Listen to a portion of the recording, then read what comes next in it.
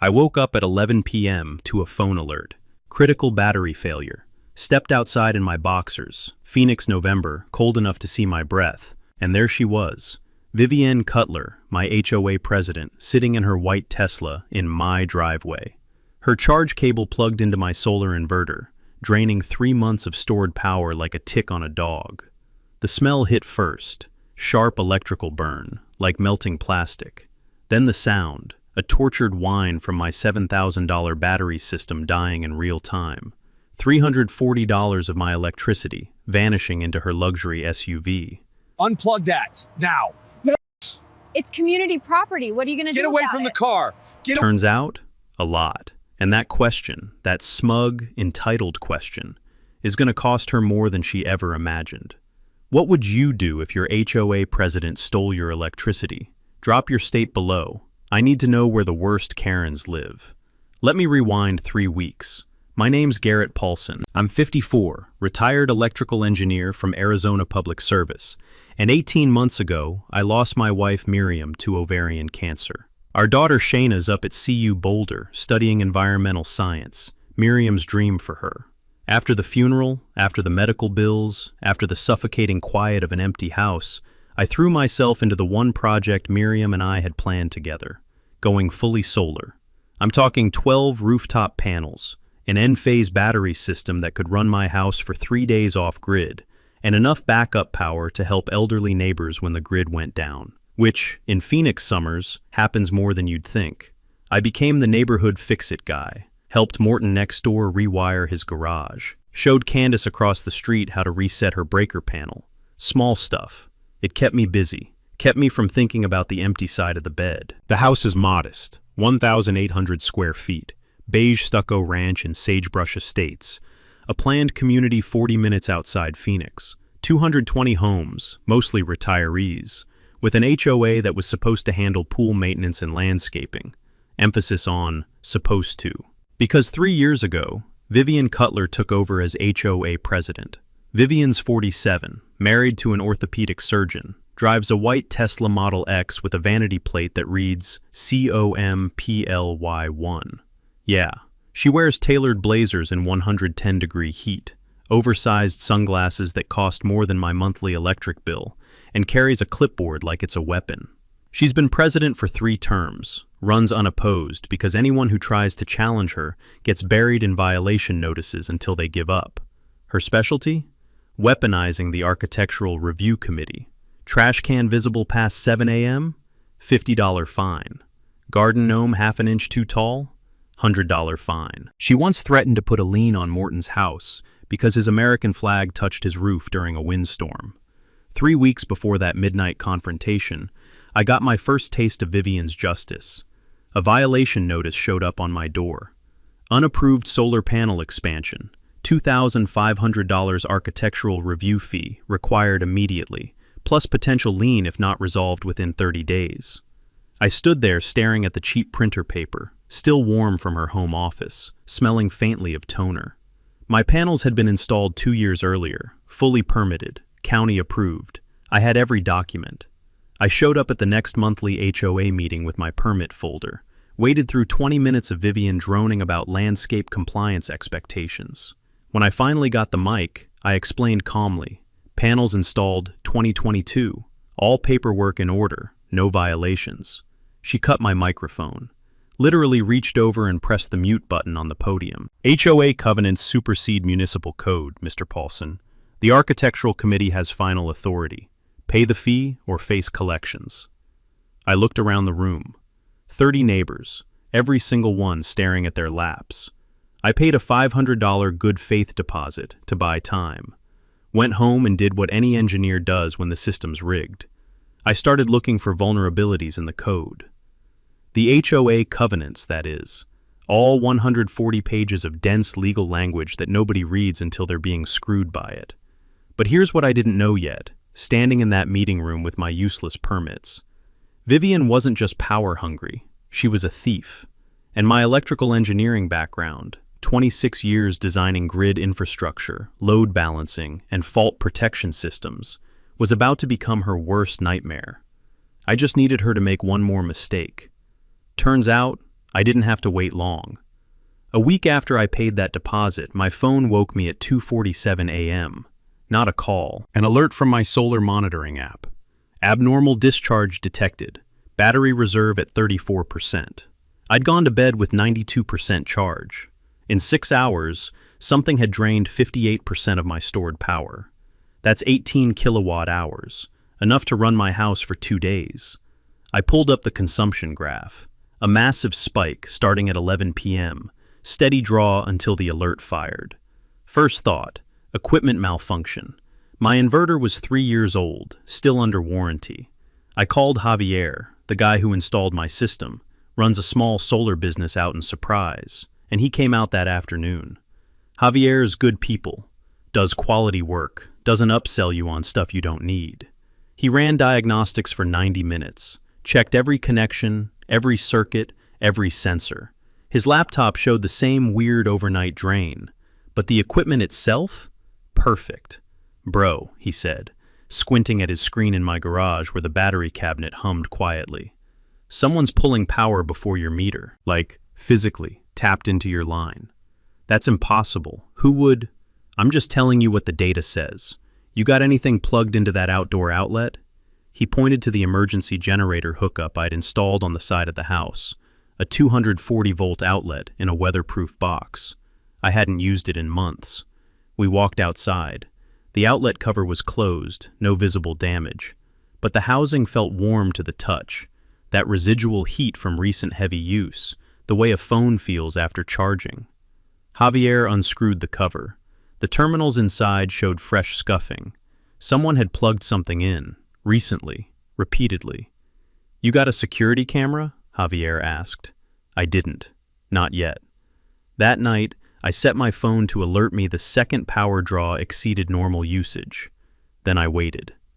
11:17 p.m. Abnormal discharge. I grabbed my bathrobe and a flashlight, stepped into the November cold, Phoenix desert nights drop into the 40s, and walked around to my side yard. The motion sensor light should have clicked on. It didn't. Bulb was unscrewed, sitting on the ground. That's when I saw her. Vivian Cutler, sitting in her Tesla Model X, driver's seat reclined, scrolling her phone like she was waiting for a latte. Her charge cable snaked across my gravel driveway, 15 feet of heavy-duty cord, plugged directly into my emergency outlet. My inverter was screaming, that high-pitched whine like a drill bit hitting metal. The smell of overheated electronics hung in the cold air, sharp, acrid, the smell of insulation getting too hot. I walked up and knocked on her window. She rolled it down halfway. Didn't look surprised, didn't look guilty, just irritated that I'd interrupted her Instagram scrolling. What are you doing? I said, kept my voice level. Engineers don't yell, we document. Charging, she said, like I'd asked what color the sky was. Your system is community resource under Covenant Section 19B. That section covers shared landscaping water access, not electricity. She finally looked at me. Interpretation is the president's purview. Also, you're creating a disturbance after quiet hours. That's another $50 fine. She turned back to her phone. Unplug. Now. Or what? I didn't have an answer. Not yet. She let 30 more seconds tick by, just to prove she could, then unplugged, wound up her cable with theatrical slowness, and backed out of my driveway. Gave me a little wave as she left. I stood there in my bathrobe, holding a flashlight, watching her taillights disappear. The next morning, I drove to Best Buy and bought 2 Wise cameras, $40 each, mounted one inside a decorative birdhouse aimed at the side yard, another under the eave with a clear view of the outlet, both connected to my phone, both recording to cloud storage, both invisible unless you knew where to look. That night, 11:34 p.m., motion alert. I pulled up the live feed on my phone from my bedroom. Crystal clear night vision footage of Vivian's Tesla rolling into my side yard. She used a key to unlock my gate, the master gate key the HOA keeps for emergency access. Plugged in, settled in for what the timestamp would later show was a 6-hour charging session. But here's the thing that made my blood go cold.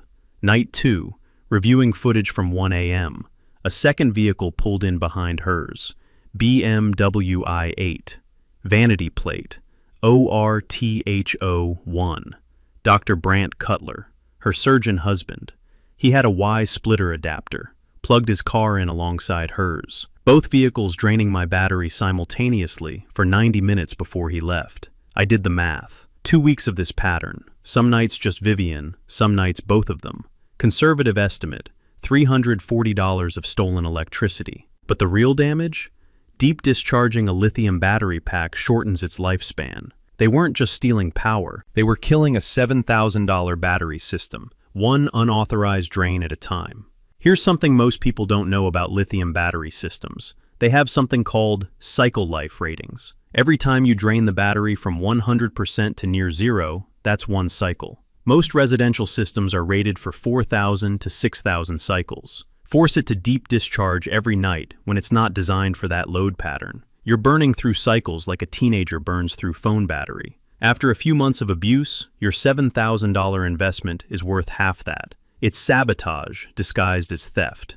I had video evidence, timestamps, consumption logs. I had them dead to rights. And that's when the idea hit me. If Vivian wanted my power so badly, if she felt that entitled to just take it, maybe I should give her exactly what she was asking for: maximum voltage. I spent the next morning compiling evidence, exported every video clip, printed consumption graphs with timestamps, created a spreadsheet showing exactly when they'd stolen power, how much, and the calculated cost. Engineers love spreadsheets. They don't lie. I drafted an email to the HOA board, professional, factual, no emotion, just attached is video evidence of President Cutler and Dr. Cutler illegally accessing my solar system. I'm requesting immediate reimbursement of $340 plus battery replacement costs, and President Cutler's resignation effective immediately. Sent it to all 5 board members. CC'd my lawyer neighbor 2 streets over, just for weight. Vivian's response came in 4 hours. Emergency board meeting tonight, 7 p.m., community center. I showed up with my laptop, ready to present evidence. The room smelled like stale coffee and chlorine from the adjacent pool. 4 board members sat at the folding table. Vivian in the center, flanked by Tammy, retired dental hygienist, sweet lady who owed Vivian for a fence height waiver. Rhonda, owns the golf cart dealership, business relationship with Vivian. And Jeffrey, retired pharmacist, smartest guy on the board, but always voted with the majority. The 5th seat, belonging to Marcus, the only board member who'd ever questioned Vivian, was empty. He'd resigned for personal reasons 2 months ago. Vivian called the meeting to order. We're here to address Mr. Paulson's allegations of improper power access. I opened my laptop. I have video. The board has reviewed your materials, Vivian cut in. That smile again. We find no evidence of theft. The outdoor outlet in question is part of your home's exterior infrastructure, which falls under shared access provisions for emergency purposes. My vehicle experienced a charging emergency. I utilized available community resources. 11 times in 2 weeks? At midnight? That's not an emergency. That's a pattern of... Tammy raised her hand timidly. I move that we recognize President Cutler's interpretation of Covenant 19B regarding shared infrastructure access. Second, Rhonda said immediately. All in favor? Vivian didn't even pause. 4 in favor, 1 abstention. Jeffrey had raised his hand halfway, looking uncomfortable. Motion carries. Mr. Paulson, this matter is closed. You can't just... Furthermore, Vivian continued, sliding a paper across the table, your installation of surveillance equipment monitoring HOA common areas without board approval violates privacy expectations of HOA officials performing their duties. That's a $1,000 fine, due within 30 days. My camera was pointed at my house, my yard, my electrical system. I left before I said something I'd regret. The taste of copper in my mouth, that metallic tang you get when you're angry enough that your blood pressure spikes. Next morning, I called the Maricopa County Sheriff non-emergency line. Explained the situation. Deputy Ochoa showed up that afternoon. Young guy, maybe 30, crew cut, actually listened while I showed him the footage. Man, that's brazen, he said, watching Vivian plug in for the 4th time. But here's the thing. Legally, this is civil, not criminal. You gave the HOA a gate key. She'll claim implied consent for property access. The power theft part? Arizona law is fuzzy on solar electricity. Technically, it's not utility theft because you're not a utility company. So I have video of someone stealing from me and there's no criminal charge? Not unless she broke into your house or damaged your property. Right now it's trespassing at best. And even that's shaky because of the gate key. You need a lawyer, man. Civil suit. I called 3 attorneys that week. The cheapest retainer was $15,000. Timeline. 18 months minimum. Outcome. We'll probably win, but HOA disputes are unpredictable. And if she countersues for harassment, this gets expensive fast. I didn't have $15,000 to gamble with. But here's what retirement from a utility company teaches you. There's always another regulatory body. Always another jurisdiction. You just have to find the right one. I dug into Arizona Administrative Code, Title 14, Public Utilities. 3 hours of reading dense legal language, cross-referencing statutes, following footnotes. And there it was, buried in Chapter 2, Article 3. AACR 14-2-2309. Unauthorized consumption of residential solar generation constitutes utility theft under state jurisdiction, equivalent to meter tampering. Solar electricity isn't some legal gray area. It's regulated. And the Arizona Corporation Commission, the state agency that oversees utilities, has enforcement authority. I filed a formal complaint, HOA Case number 2024-11-1847. Attached every video, every consumption log, every piece of evidence. Filed online at 11 p.m. on a Sunday. Got an automated confirmation that the case was under review, and a case investigator would contact me within 10 business days. Then I emailed Vivian a copy. Subject line, FYI, state investigation opened. Knowledge nugget. Most people think HOAs are untouchable little kingdoms. They're not. State utility commissions have jurisdiction over anything involving electricity, even in private communities. If someone's stealing your solar power, you can bypass local authorities entirely and go straight to your state's Corporation Commission or Public Utilities Commission. Google your state utility theft complaint, and you'll find the form. It's free to file, and utilities regulators don't mess around. I figured that would make her back off. I was wrong. 2 nights later, I came home from Home Depot to find my side gate wide open. The emergency outlet's wiring had been cut, not unplugged, cut. Bolt cutters, clean through the conduit, leaving bare copper wires sparking against the metal junction box. A note on my front door, written on HOA letterhead. Fire hazard corrected per emergency safety inspection. You're welcome. VC. The smell hit me before I even reached the outlet. That distinct burning plastic smell of electrical shorts. I killed the breaker before anything caught fire. Called an emergency electrician. After hours rate. $890 for 4 hours of work to replace the severed wiring, install a new junction box, and certify everything to code. I paid it. And I saved the cut wires, bagged them, dated them, photographed them from 6 angles. Because engineers don't get mad, we collect data. And Vivian was giving me a hell of a data set. Vivian's next move came 10 days later. A special HOA meeting notice in everyone's mailbox. Agenda item, Solar Equity Assessment Proposal. The language was bureaucratic nonsense, but the intent was clear. Any home generating more than 50% of its own power would pay an annual $3,200 infrastructure equity fee to compensate for reduced contribution to shared electrical costs. Except Sagebrush Estates doesn't have shared electrical costs. We're all on individual meters with the utility company. The HOA has nothing to do with electricity. It was targeted harassment dressed up as policy. Only 3 homes in the neighborhood had solar. Mine, the Hendersons 2 streets over, and a retired couple on the north end. 3 households. $9,600 total. Vivian was weaponizing the HOA bylaws to financially punish me for filing that ACC complaint. The vote was scheduled in 14 days. She had the board majority. It would pass. Unless I found something bigger. Arizona law requires HOAs to disclose financial records to homeowners within 10 business days of a written request. I submitted mine that afternoon. All bank statements, invoices, and financial records for the past 3 years. Vivian's response came on day 9. A cardboard box delivered to my doorstep. 800 pages, receipts in random order, bank statements mixed with grocery lists. It was compliance in the most malicious way possible. Technically legal, functionally useless. I texted Morton and Candace. Garage, Saturday, bring coffee. Morton showed up with bourbon instead. Coffee's for quitters. We spread everything across my ping pong table. 800 pages of financial chaos. Morton, 78 years old, Korean War vet, sharper than people give him credit for, started sorting by date. Candace, the librarian, created a spreadsheet. I cross-referenced invoices against bank withdrawals. 6 hours in, the pattern emerged.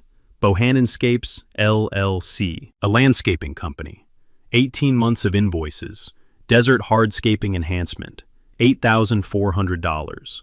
Erosion mitigation services, $12,100. Landscape improvement project, $15,600. The descriptions were always vague. The amounts were always just under $10,000. Small enough to avoid bank reporting requirements, large enough to add up fast. Total payments to Bohannonscapes, $184,000. Who the hell is Bohannon? Morton asked, squinting at the invoice signature. Candace was already on her laptop. Public property records, cross-referencing business licenses. Trent Bohannon, owns Bohannonscapes LLC, licensed in 2019. And, oh, this is interesting, he owns 4.2 acres of undeveloped land, directly adjacent to Sagebrush Estates. She pulled up the county assessor's site, showed us the parcel map. Recent permit applications? I asked. She clicked through. Her face went still. Commercial solar farm, 600 panels, approved 3 weeks after Vivian became HOA president. The air went out of the garage. We all stared at the screen. Morton broke the silence. She's been funneling HOA money to build a solar farm while trying to fine you out of existence for having solar panels. I pulled up more records. Found Vivian's letter to the county planning department, written on official HOA letterhead, signed as president, supporting Bohannon's solar farm project. This development aligns with our community's commitment to renewable energy leadership. But I remembered the 2022 meeting minutes, back when Vivian first took office. A homeowner had proposed a community solar co-op, panels on the community center roof, shared power for common areas. Vivian had shut it down in 3 sentences. Financially irresponsible, liability concerns, motion denied. She'd blocked community solar so her family could profit from private solar, because Candace found it buried in the business registry. Trent Bohannon's registered business partner, Vivian's brother. Knowledge nugget. Embezzlement is $1 billion per year problem nationwide, and it follows predictable patterns. Look for vague invoice descriptions like landscape enhancement or consulting services. Look for payments just under $10,000. That's called structuring, designed to avoid bank reporting requirements. And always check if vendors are family members or friends of board members. Most HOA fraud isn't sophisticated. It's just brazen, because nobody's watching. We need to tell people, Candace said. Not yet, I said. If we go public now, she'll bury the evidence and lawyer up. We need more. Jeffrey, the pharmacist on the board, the one who'd abstained during that vote, texted me that night. Can we talk? Not on phone. We met at Denny's at 6 a.m. He brought his own file folder. I voted to approve those landscaping contracts, he said, stirring his coffee without drinking it. Vivian told us Bohannon was licensed and bonded, said we were getting a deal. I trusted her. He slid the folder across. His personal copies of board meeting minutes, budget approvals, financial summaries. Look at 2023. We approved $40,000 for pool resurfacing. The pool's still cracked. Where did the money go? I looked at his timeline. Payment authorized in March 2023. Check written to Aqua Solutions Contracting for $38,500. But no work order, no completion certificate, no inspection report. Let me guess, I said. You can't find Aqua Solutions in the state business registry. It doesn't exist. I checked. Dissolved in 2021. She'd paid $40,000 to a defunct company. The money went somewhere, and I was willing to bet Trent Bohannon had something to do with it. Jeffrey leaned forward. I'll vote against this solar assessment. I'll recruit Tammy. Her granddaughter just got her accounting degree. She's been asking questions about the books. But we need something concrete. Something that proves Vivian's been lying to us from the start. I told him about the ACC complaint, about the cut wires, about the video evidence of theft. He sat back. Jesus. There's more, I said. I think I can prove she's not even legally president. His eyebrows went up. How? I need to check the original covenants, the ones from 1987, not the amended version she distributed. You still have your purchase documents from when you bought your house? Attic, somewhere. Find them. I'll do the same. And Jeffrey, don't tell anyone we talked. He nodded, left $40 on the table for a $12 breakfast. I went home and climbed into my attic, dug through boxes of paperwork, mortgage docs, title insurance, inspection reports. Found it at the bottom. The original recorded CC and Rs, 140 pages of thick linen paper, county clerk's embossed seal you could feel with your fingertips. Flip to section 12, board governance. HOA president shall serve a maximum of 2 consecutive terms. A third term requires approval by 75% of homeowners via secret ballot conducted by an independent third party. Vivian was in her 3rd term. I pulled up the meeting minutes from January 2024, her re-election. The vote happened at 4 p.m. on a Tuesday. 22 of 220 homeowners attended. Vote tally, 18-4 in favor. Simple math. 18 votes out of 220 homeowners is 8.1%. She needed 75%. She got 8%. Every decision she'd made since January, every fine, every contract, every vote, was legally void. She'd been operating as an illegitimate president for 11 months, and I had the proof. I sat in my garage at 2 a.m., the original CC and Rs open on my workbench, and I laughed.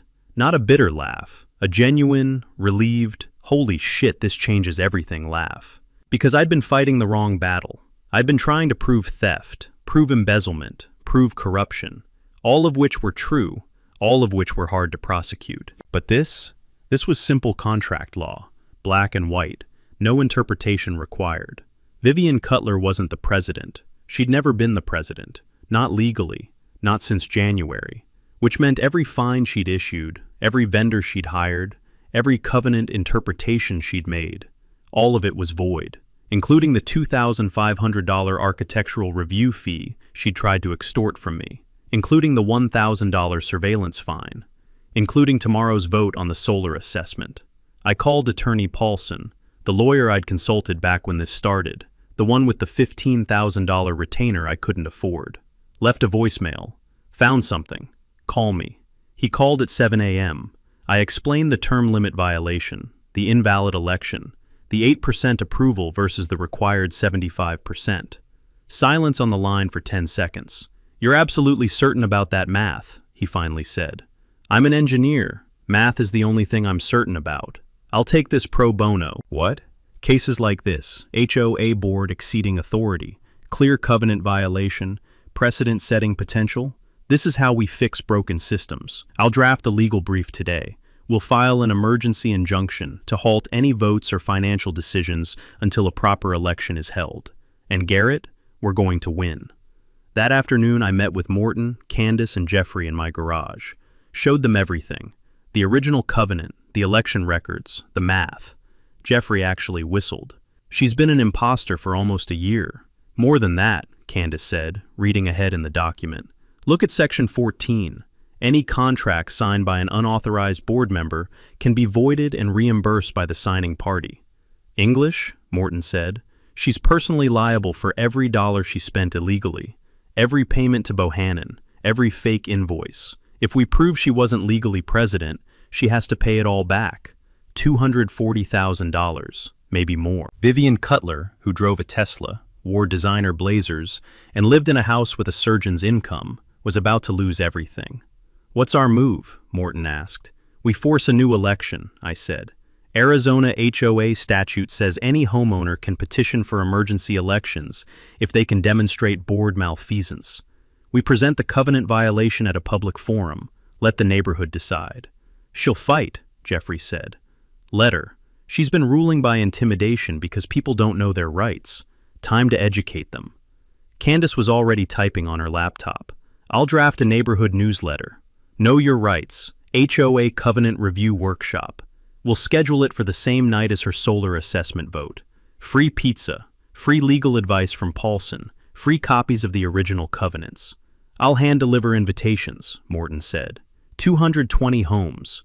I'll talk to every retiree personally. They trust me. Knowledge nugget. CC&Rs, covenants, conditions, and restrictions, are binding contracts, and like any contract, they're only valid if the signing parties have authority. Always verify your HOA board followed proper election procedures. Check term limits, check vote requirements.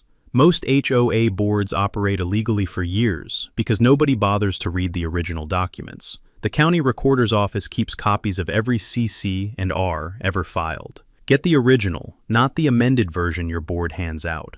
We had 14 days until Vivian's vote. 14 days to organize a neighborhood, expose a fraud, and take back our community. But first, I had one more piece of business to handle. I sent Vivian an email. Subject line, Solar Equity Assessment. Body text.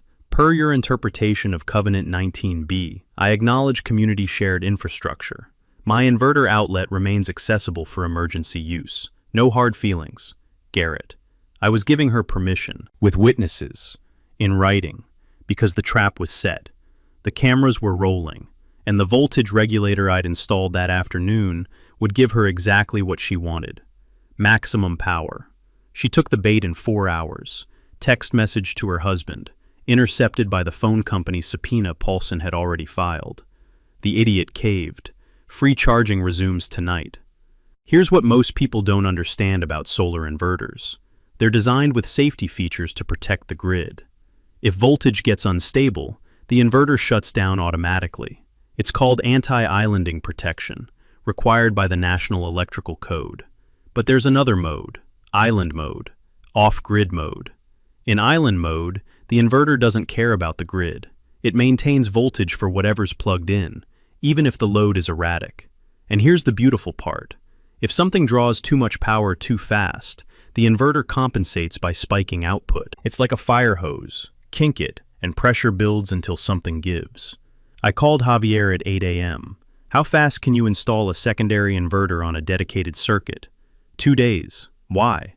I need an off-grid system that bypasses my main panel, connects only to that external outlet, with a programmable relay that switches to island mode when it detects unauthorized draw.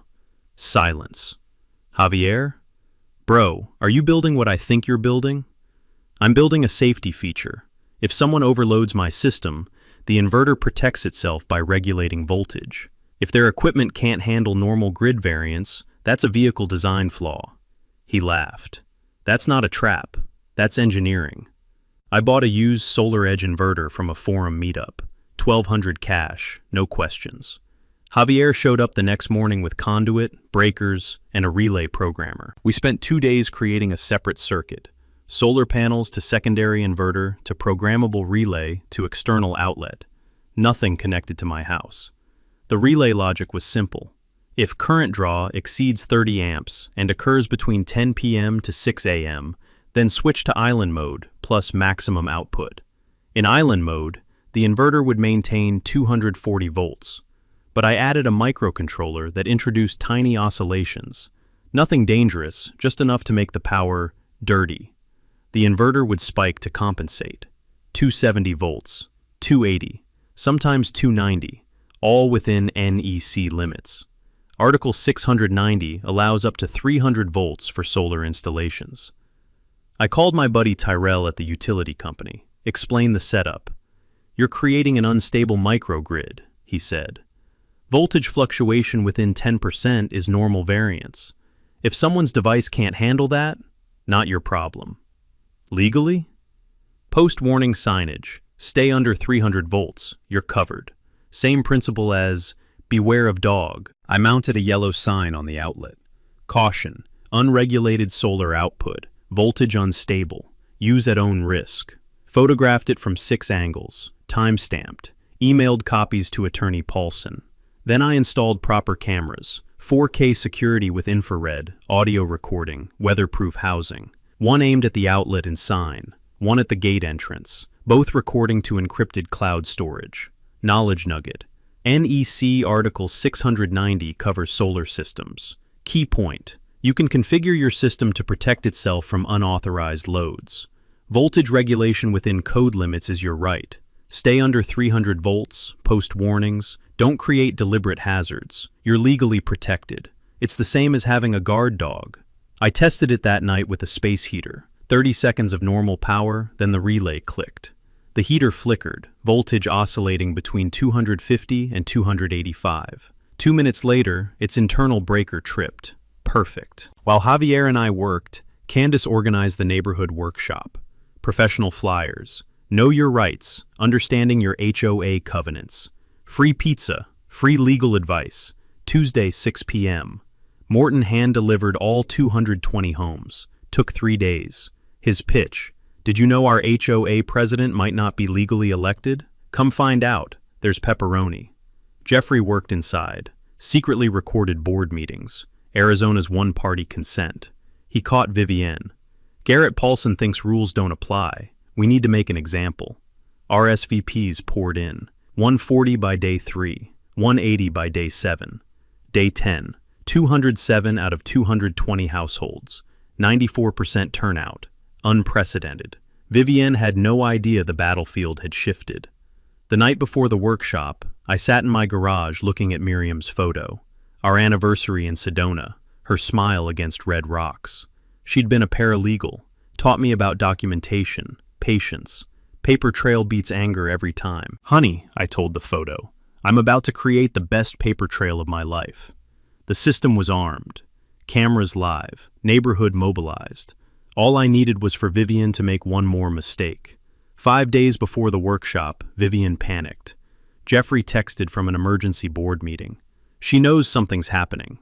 Called another vote.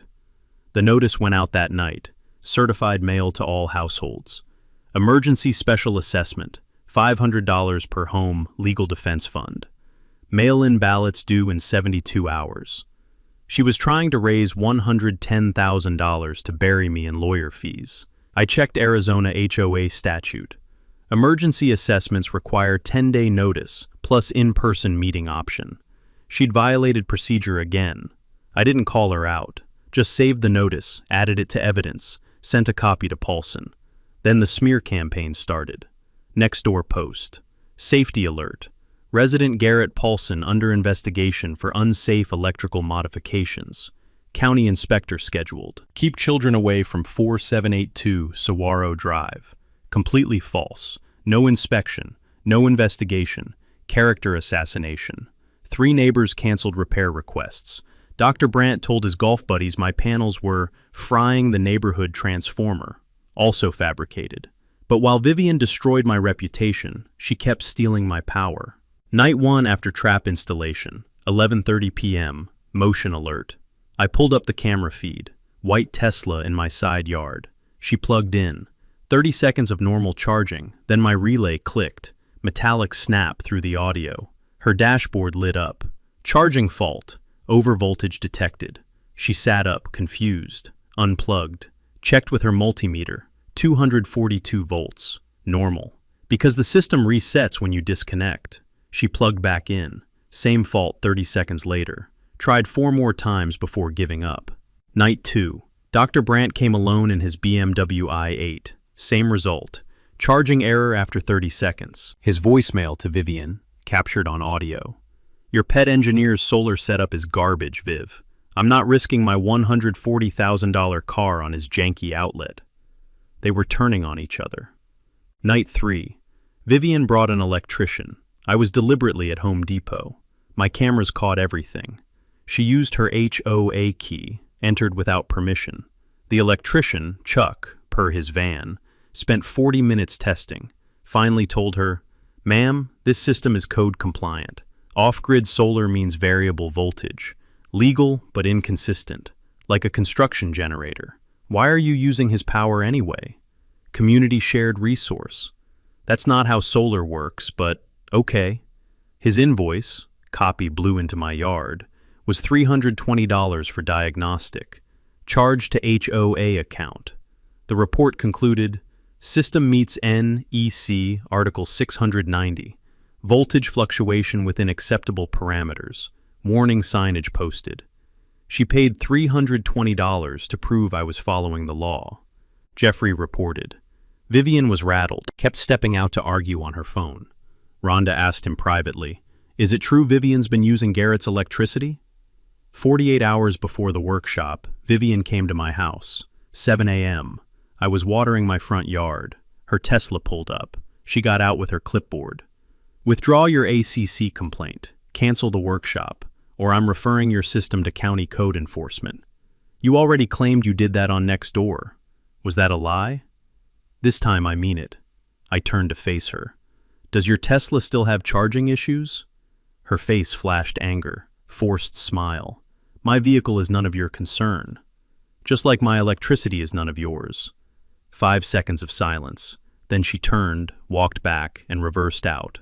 Straight into my mailbox. Metal posts snapped at the base, sent the Pueblo-style box skidding across the street. She didn't stop, just kept backing up and drove away. I took photos, measured tire marks, called the sheriff for a hit-and-run report. Deputy Ochoa responded. Same officer from before. Looked at the mailbox, shook his head. She really doesn't like you. It's mutual. He gave me incident report number 2024-MC-8837. You going to that workshop tomorrow? I'm hosting it. Good. Keep doing what you're doing. He lowered his voice. Off record? I live in an HOA. They cited me for parking my patrol car in my driveway. Said it lowered property values. You fight it? Paid the fine. Didn't have energy. But you do. Make it count. After he left, I stood looking at the broken mailbox, skid marks, the whole scene, smell of creosote bushes, distant highway traffic. One more day, one more night, then showtime. The night before the workshop, Vivian broke. Jeffrey texted at 9:47 p.m. Emergency meeting just ended. She's desperate. Talking about proving your system is dangerous before tomorrow. Watch yourself. I was already watching. In my garage with Morton and Candace. Laptop showing 4 camera feeds. Cold pizza nobody touched. Air smelled like pepperoni and motor oil. 10:43 p.m. Motion alert. 2 vehicles. Vivian's Tesla. Brant's BMW. Both got out. Brant carried something large. We zoomed in. Industrial space heater. Construction site type. 2,400 watts. What the hell? Morton muttered. They're going to overload his system, Candace said. Force a failure. Create evidence. They approached the outlet. Audio came through clear. Brant. This is insane. If someone sees us. Vivian. Nobody's awake. We plug this in, his system shorts. I photograph damage. Tomorrow, I present evidence it's a fire hazard. Workshop canceled. He loses credibility. Brant. And if it catches fire? Vivian. Then he's liable, and we're heroes. I reach for my phone. Morton grabbed my wrist. Wait. Let your system work. On screen, Vivian plugged in the extension cord. Brant connected the heater. Maximum setting. My inverter kicked in. Normal voltage 30 seconds. Heater coils glowed orange. Then the relay clicked. Island mode. Maximum output. Voltage spiked. 250, 270, 285. The heater's electronics couldn't handle it. Its control board fried with a pop like a champagne cork. Sparks from the back vent. Visible on night vision. Vivian jumped back, dropped her clipboard. Brant yelled, Jesus, this thing is a fire hazard. But the heater's fuse blew, cut power, protected the device. Textbook safety feature. Brant, this is your plan. I'm not getting sued. Vivian, we'll say his system destroyed our property. Brant, we're on his property at midnight. Are you listening to yourself? Full voice argument, every word captured. I called Sheriff Non-Emergency. Garrett Paulson, 4782 Saguaro Drive. Trespassers attempting to vandalize my electrical system. I have video. Deputies en route. 12 minutes. Morton grinned. Best TV in 30 years. Candace screen recorded on her phone. Nobody'll believe this without footage. 11 minutes. 2 vehicles. Ochoa and Deputy Martinez. Spotlights lit my yard. Ochoa, step away. Who owns this property? I walked out. I do. Vivian straightened. I'm HOA president. Emergency access. Ochoa. At 11 p.m. with a space heater? I handed him my tablet, cued to the last 20 minutes.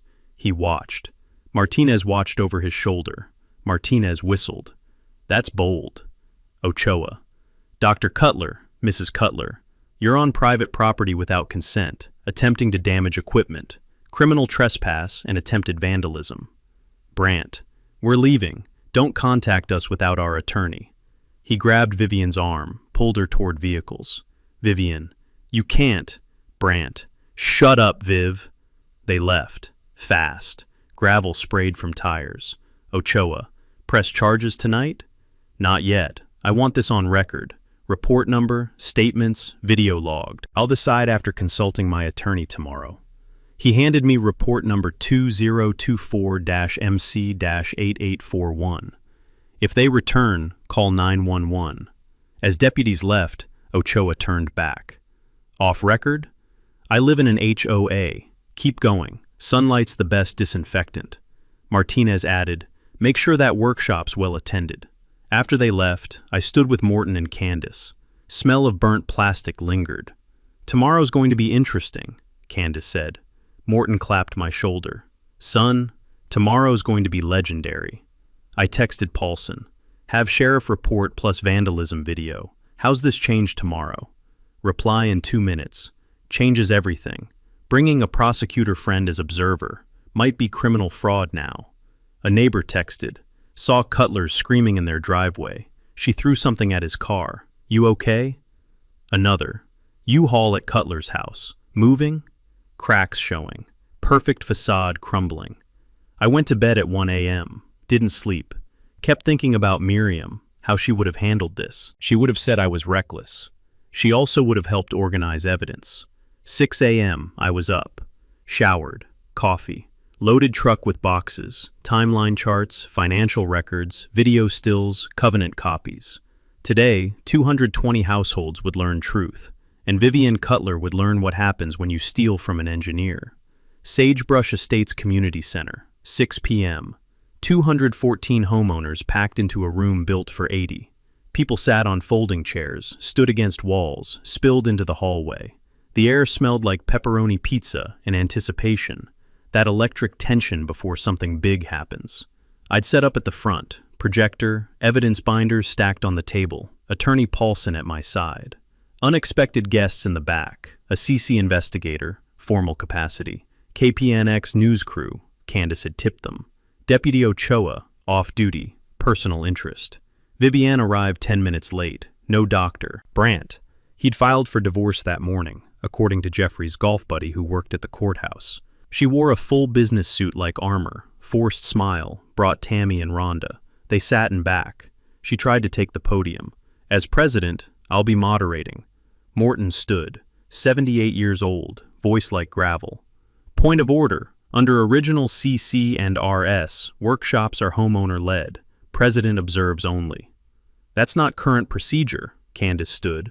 Show us where it changed. We'll wait. Vivian's jaw worked. She sat down, face red. I started simple. 18 months ago, I lost my wife. This community was supposed to be my safe place. Instead, I've been fined, stolen from, and vandalized, all by the person elected to serve us. The room went silent. I clicked the projector. Timeline appeared. 3 weeks ago, President Cutler issued a $2,500 fine for solar panels installed 2 years ago with full permits. When I challenged her, she cut my microphone at a board meeting. Murmurs rippled through the crowd. Then she started stealing my electricity. Next slide. Side-by-side comparison of 1987 CC and Rs versus 2019 amended version. Red highlights on removed term limits, altered voting procedures. The original covenants, the ones filed with the county, say HOA president serves maximum 2 consecutive terms. A third term requires 75% homeowner approval via secret ballot. I pulled up meeting minutes from January 2024. President Cutler held her term extension vote at 4 p.m. on a Tuesday. 22 of 220 homeowners attended. Vote was 18-4. Attorney Paulson stepped forward. 18 votes out of 220 is 8.1%, not 75%. Every decision Mrs. Cutler has made since January is legally void. The room exploded, voices overlapping.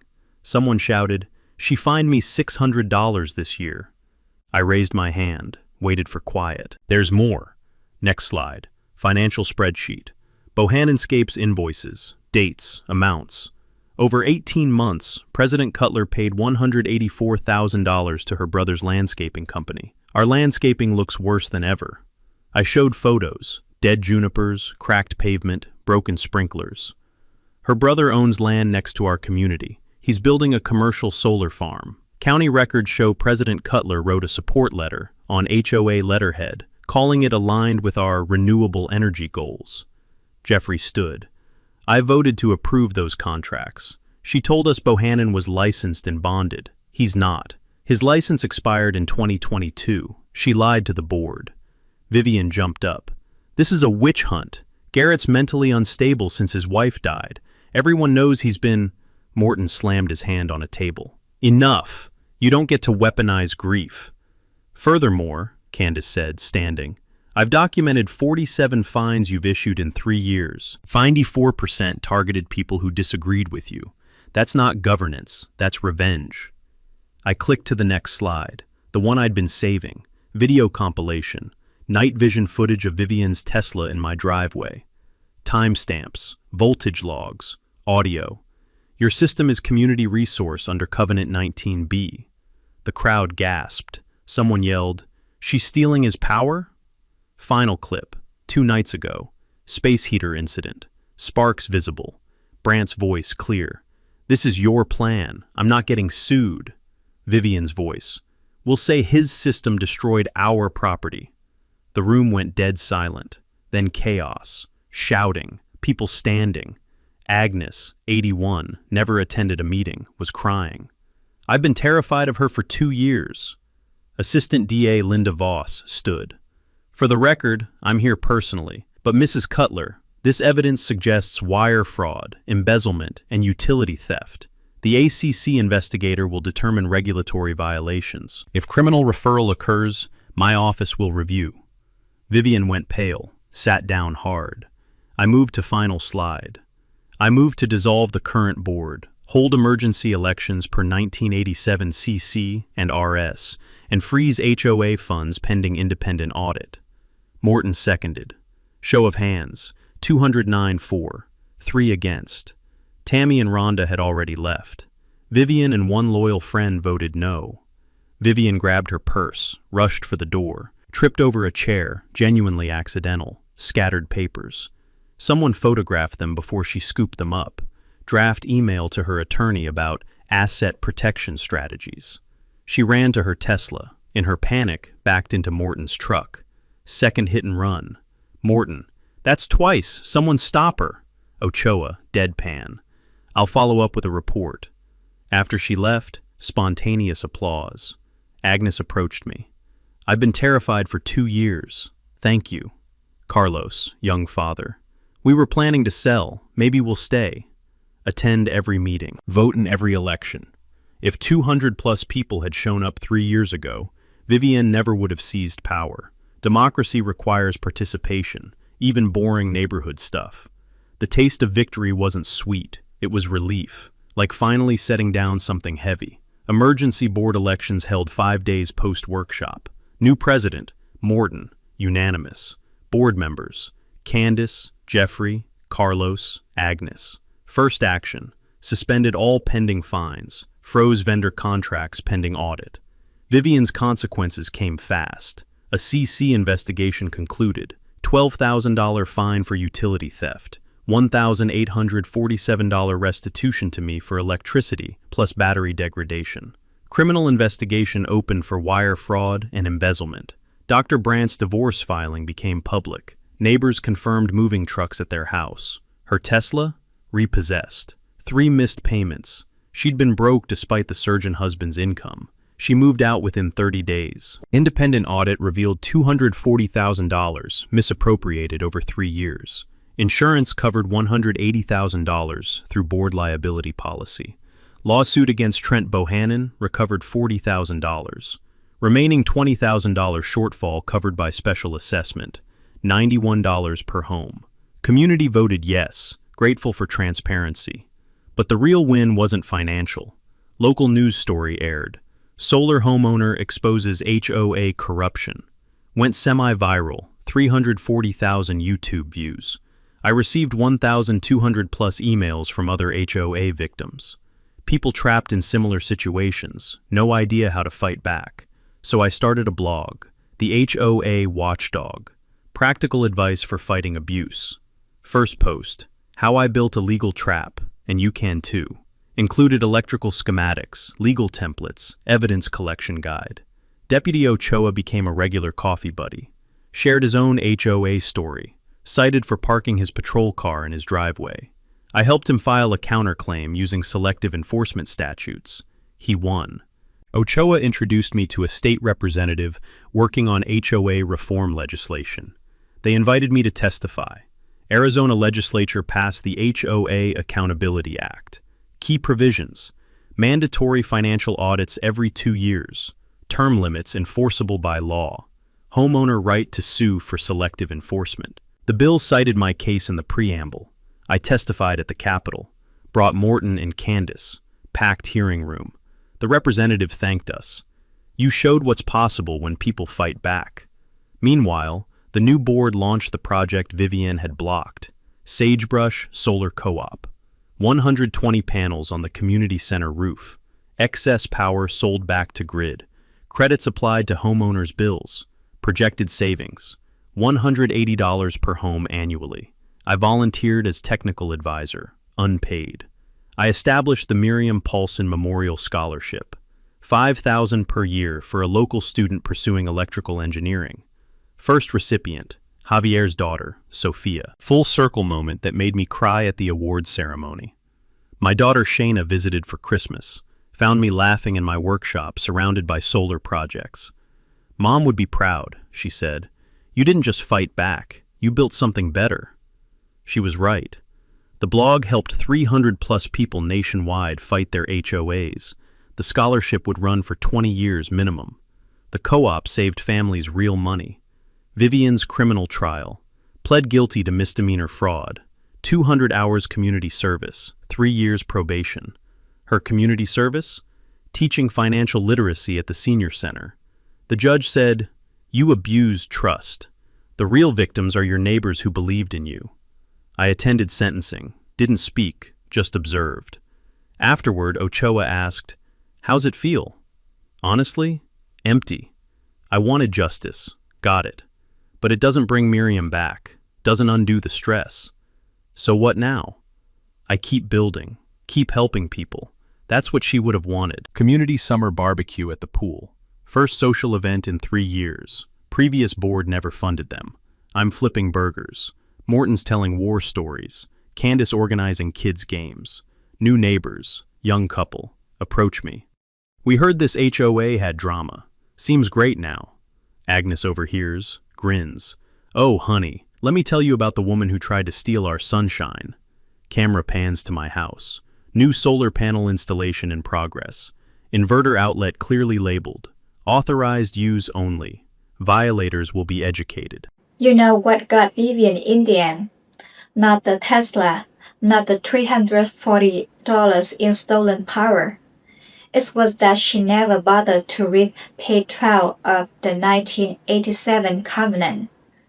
Garage 54, widow, electrical engineer who just wanted to live quiet. But Vivian smiled at him at 11 p.m. and said, "Prove it," while draining his battery bank. So he did it. Turns out she needed 75% of homeowners to approve her third term. She got 8%, been operating illegally for 11 months. Every fine she issued was every contract with her brother, Frank Landscaping Company, fraudulent, $184,000 in embezzlement, only because nobody read the paperwork. Here's my questions. Do you have your original CCNRs, not the version your boss gave you? The one filed with the county? Because I guarantee half the HOA boards in this country are breaking rules nobody checking. If this made you think twice about your HOA, hit like. Got your own board Arnold story. Comment. And subscribe next week about a landlord who learned you don't change locks on the wrong person. Small power, small people, big mistake.